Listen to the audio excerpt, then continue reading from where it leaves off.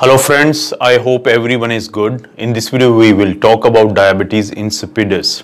Diabetes insipidus is different from diabetes mellitus, and we will also see what is the difference between the two in terms of when someone presents with this clinical manifestation which is sort of same in both of these patients. So let's talk about the diabetes insipidus.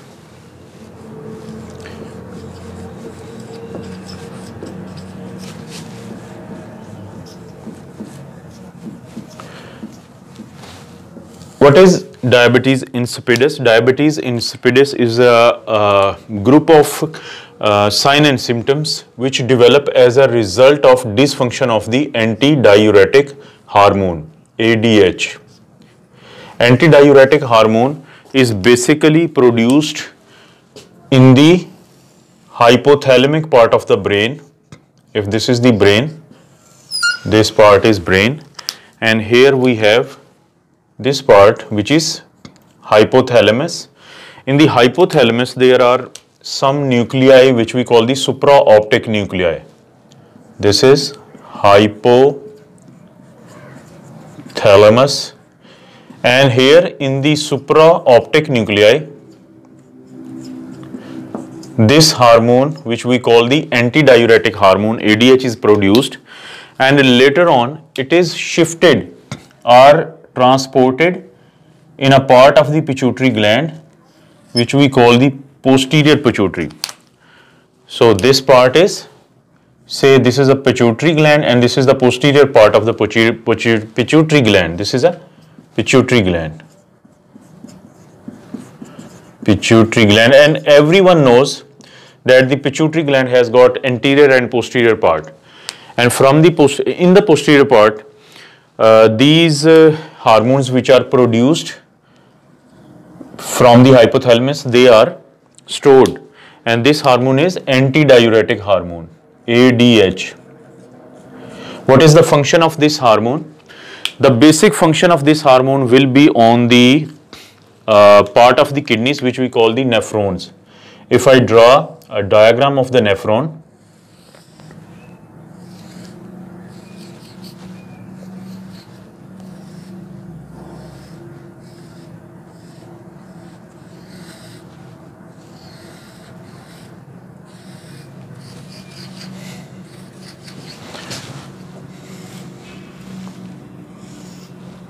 this is a basic unit of the kidneys. You know, we have got two kidneys in our body, left and right. The right one is located a little lower. The functioning unit of the kidney is the nephron. These nephrons, they have these afferent arterioles which are going towards the nephron, and this is glomerulus. It's a you can say grapes like are tufts of capillaries, and from there come out the efferent arteriole.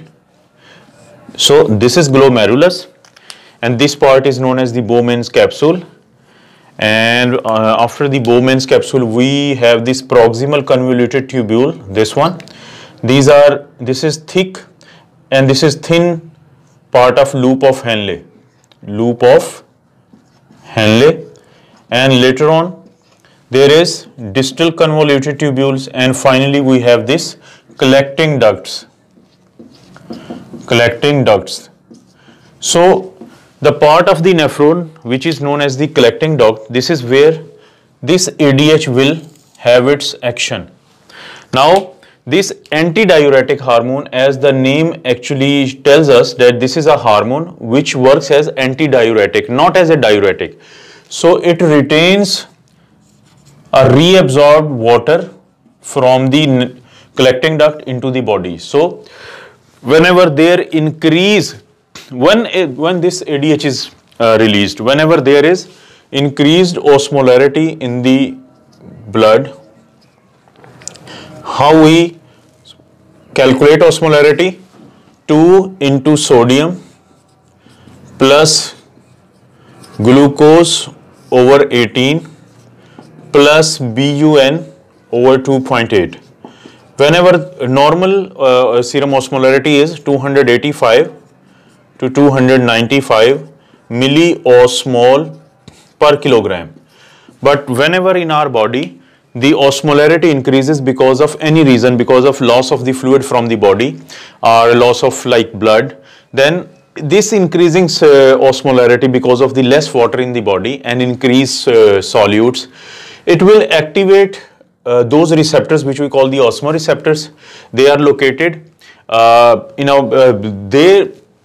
those osmoreceptors, they will activate the hypothalamus, and from the hypothalamus and there will be release of the antidiuretic hormone even from the posterior pituitary, because basically this is produced in the hypothalamus and is stored in the posterior pituitary. So activation of the osmoreceptors will have its effect both on the hypothalamus and posterior pituitary, and once released from the posterior pituitary, this will have its effect on the collecting ducts of the nephrons, which are the functional unit of both the kidneys.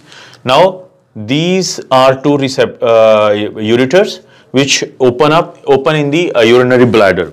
So these collecting ducts, which are part of the nephrons, they ultimately pass the urine down to the ureter. But here when ADH is released, it will reabsorb water. So this reabsorption of the water will make the urine concentrated. So as a result of the ADH release, the urinary osmolarity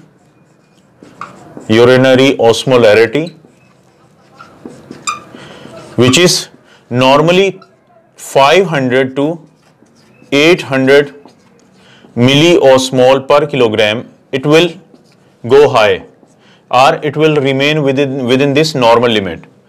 So this is the basic function of the antidiuretic hormone.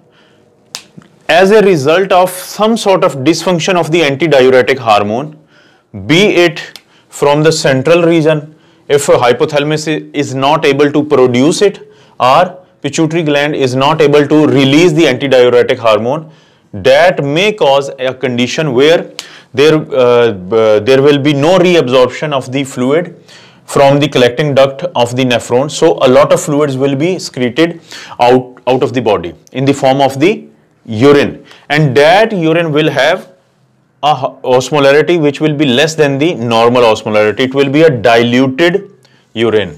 So inability to concentrate the urine as a result of either absence of antidiuretic hormone or because of any reason, this antidiuretic hormone, even when it is present in the body, it's not able to act on the collecting ducts. There are V2 receptors or osmoreceptors where it has got its function. When it is not able to act on the kidneys, that will also cause the dysfunction of the antidiuretic hormone, and a lot of quantity of the urine will be released from the body. There will be decreased osmolarity of the urine but increased osmolarity of the serum. So this figure will go high and this will go down. The urine color will change from the concentrated one to the diluted one, which is very clear. So this is how diabetes insipidus takes place. Now just to mention, say this is a person, he's got this body, and in the abdomen person has got this part which we call the pancreas. Pancreas, when it is not either able to produce insulin at all, or the insulin, even if it is present, it's not able to function properly on the cells, decreased function of the insulin. I mean, be it type 1 or type 2 diabetes mellitus, it is because of the dysfunction of the insulin or absence of the insulin produced normally by the pancreas. That will be known as diabetes mellitus. But this condition is known as diabetes insipidus. Why it is called the diabetes then both of the time? Because the clinical manifestation are more or less the same.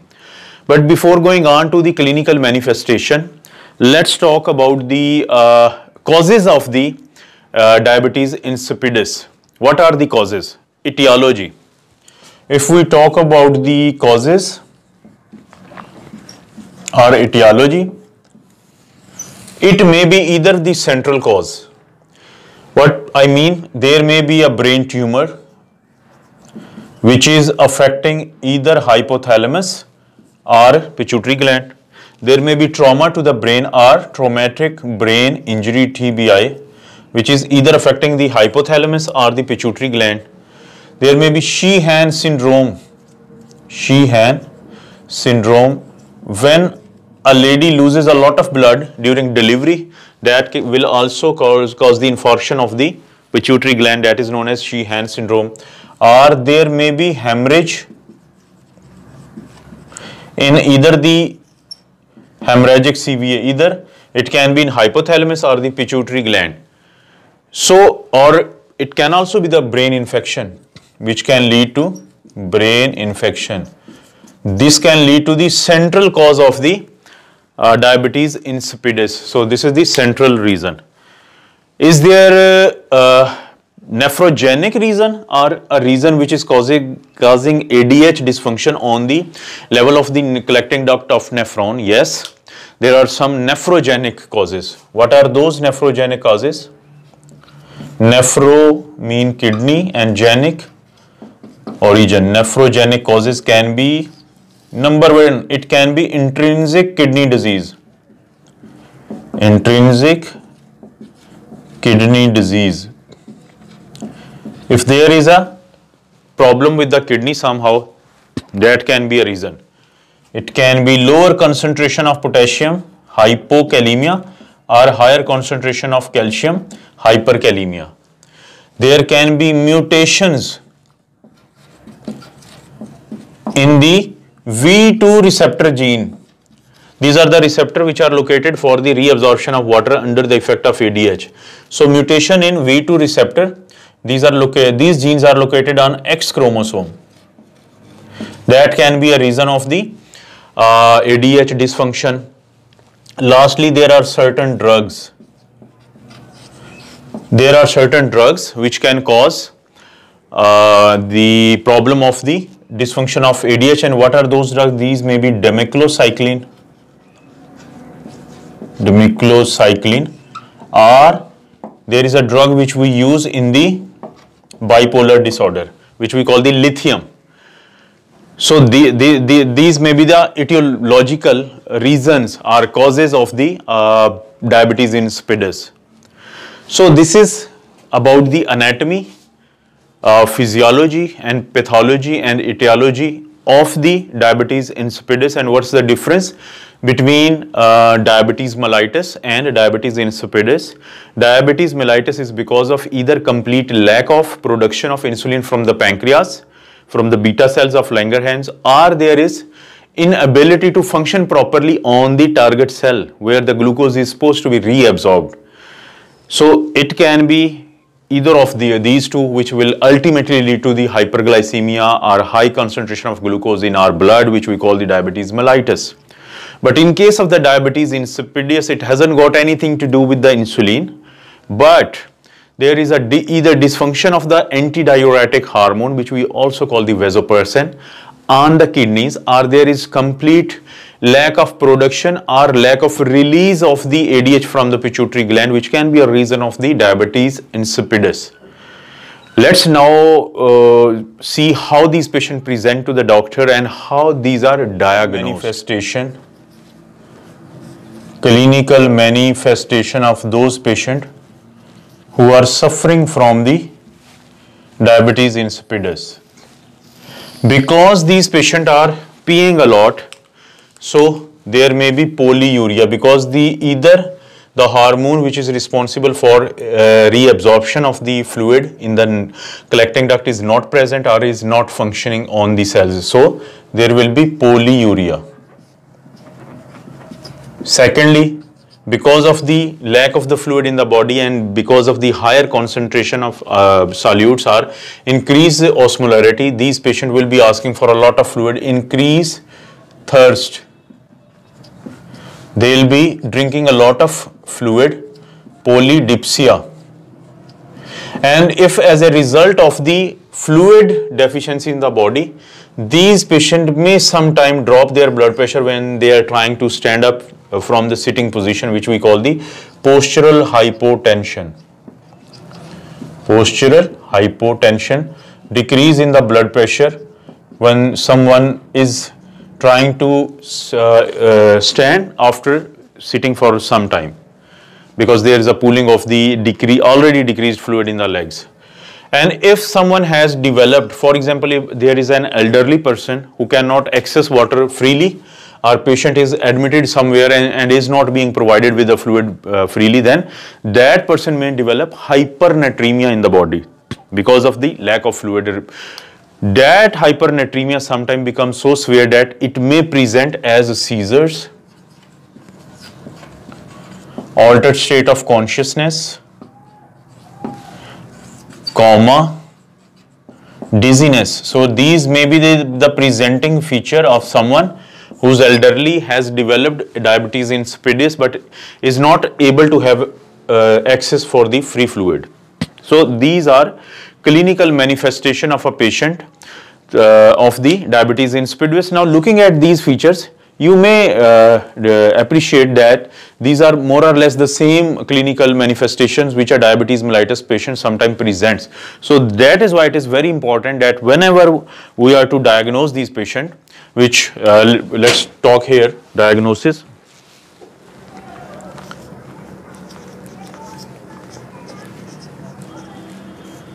So talking about diagnosis, first of all, try to exclude diabetes mellitus.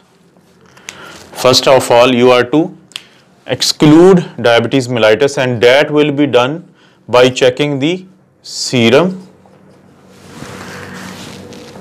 blood sugar level and urinary blood sugar level.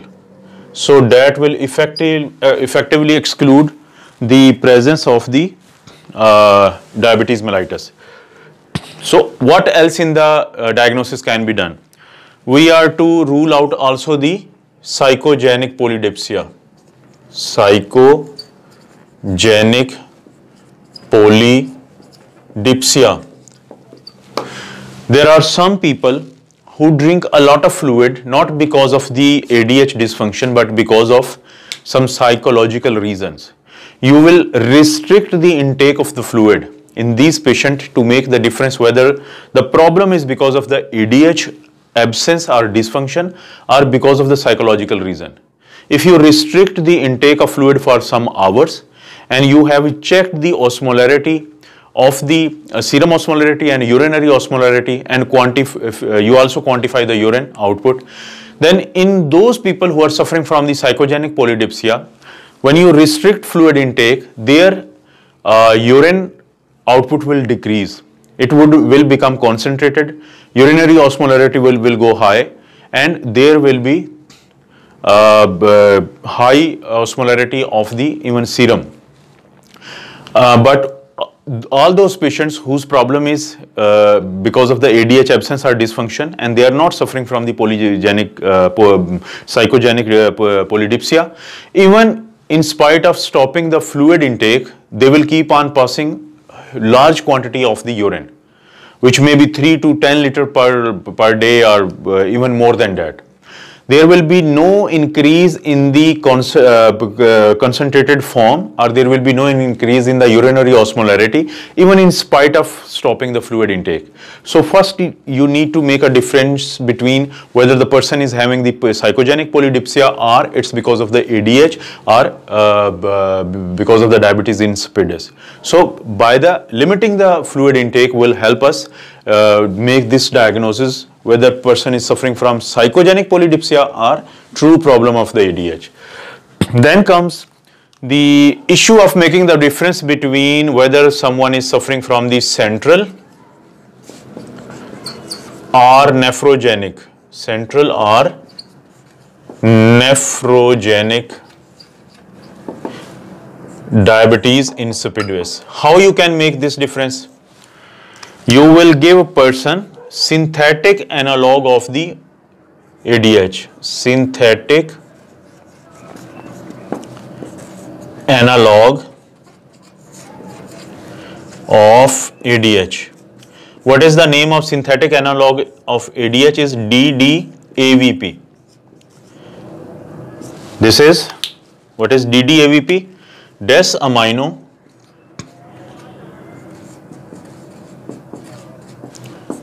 desarginine Vasopressin. Vasopressin. Why we call ADH vasopressin? Because it causes constriction of the arteries. So that is why it is released in those times when someone needs a lot of fluid. That will also help to increase the blood pressure. In case of less fluid in the body, people drop their blood pressure, so it acts as a vasopressin. And is also, when you are trying to revive someone's heart during like ACLS, you also give vasopressin. So that's a separate thing. So when we give synthetic analog, DDAVP are also known as the desmopressin. Desmopressin. So, and after giving this, if person is suffering from the central problem of the ADH, then the urinary osmolarity will increase, urinary osmolarity, and there will be decrease in the urine output quantity. Urine output quantity, and you will know the reason. The reason will be the absence of the ADH from the brain, pituitary gland and hypothalamus. So this is a very important test.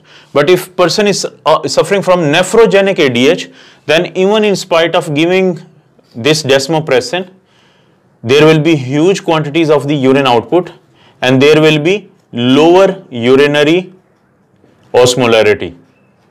There will be no effect of giving synthetic analog. So then you will know that the reason is not because of the absence of the ADH, but because of the dysfunction at the kidney level. So this is how you make the difference between how you diagnose the cause.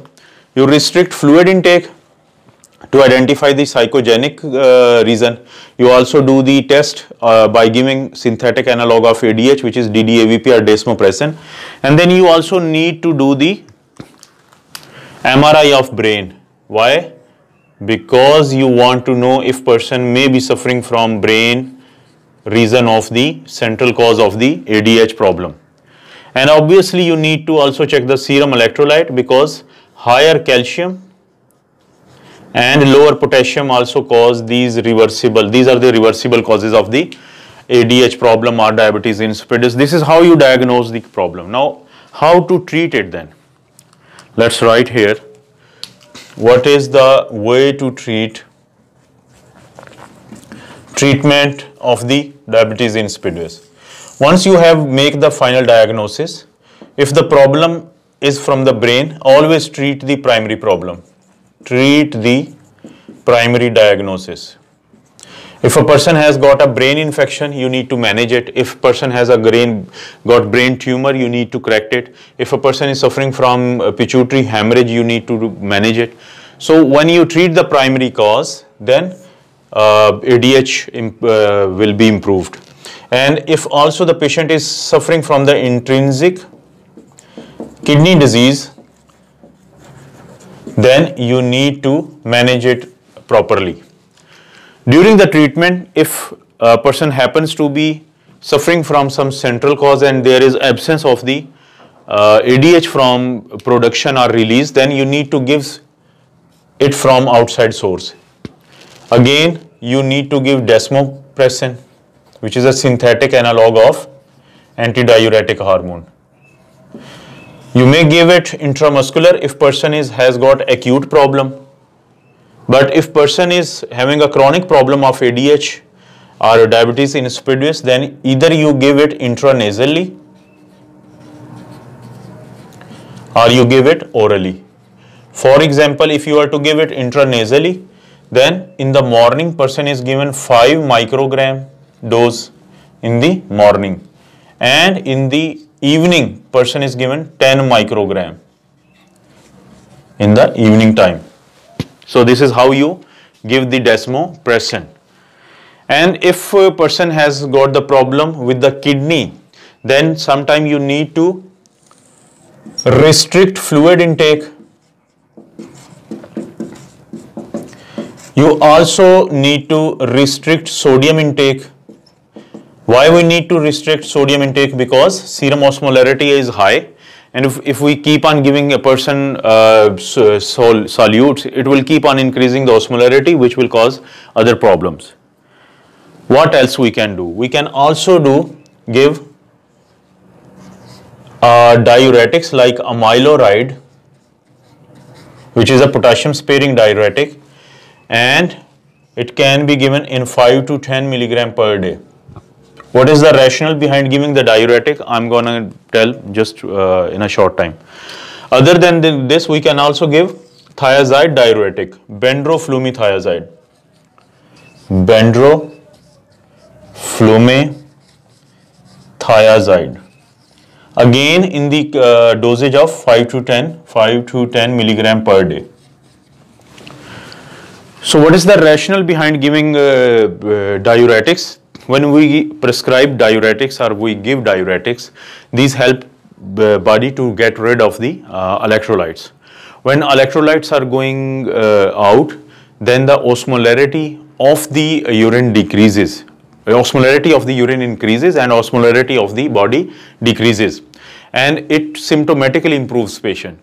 So we can also give these diuretics, and we are to treat the underlying or the primary reason. So this is a brief review of the diabetes insipidus, and I'll keep on making videos like this even in future. If you like the video, press the like button. If you want it to be helpful for other people, please share the video. And if you haven't yet subscribed the channel, do subscribe it right now, and also press the bell icon. Thank you so much for watching the video.